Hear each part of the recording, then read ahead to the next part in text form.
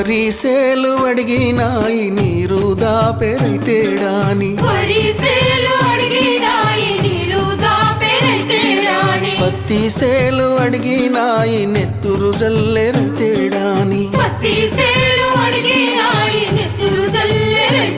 అవి పట్టుకొని ఏడుస్తున్నాయో తుల్లి తుల్లి ఏడుస్తున్నాయో